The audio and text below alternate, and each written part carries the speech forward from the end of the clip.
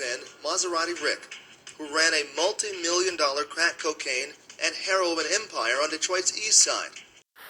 Who was Maserati Rick, a powerful, charismatic heroin dealer from Detroit with a net worth of $20 million, responsible for around 100 murders.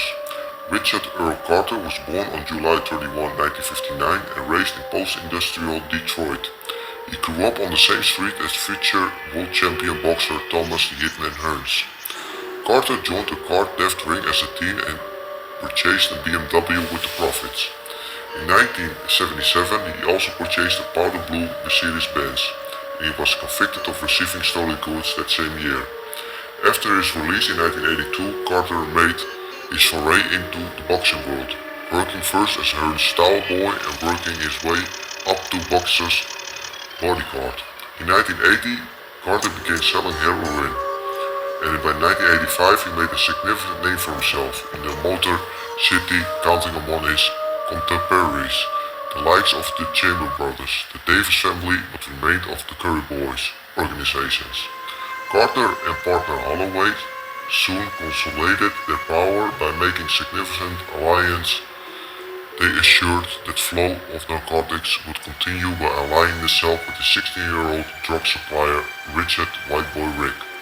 Carter expanded his supply chain by securing ties on the both the east and west coast by the way of Miami and Los Angeles.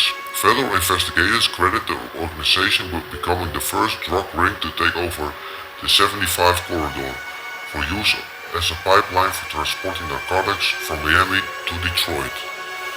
Carter acquired his nickname at the age of 25. He was said to have been the first African American of his generation in the Detroit area to own a Maserati.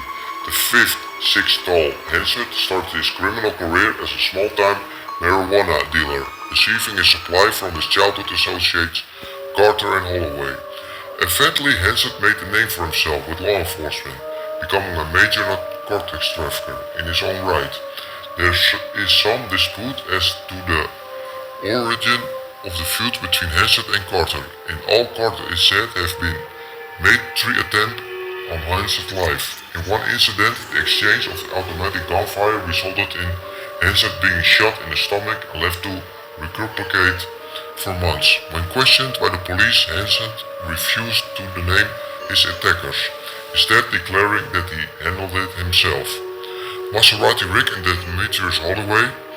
Not long after returning to Detroit, Hansard reportedly participated in a drive-by of Carter's mother home, while she was standing in front of the porch holding Carter's 2-year-old son. 2 months later, Hansard tried again. This time, the drive-by target was the mother of Carter's son. Hansard, however, got the address wrong and instead shut up the house belonging to the next door neighbor of his intended victim.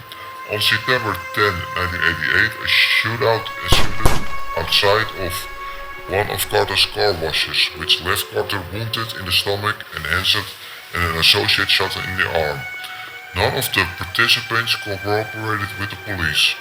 2 days later, while Carter was being treated for the injuries he sustained in the shooting, allegedly one of Hansard's enforcers, Roderick Hitman Parker, entered his hospital room 307 at the Carmel Mercy Hospital. The 29-year-old was officially pronounced dead at 6 p.m. from gunshots to the face.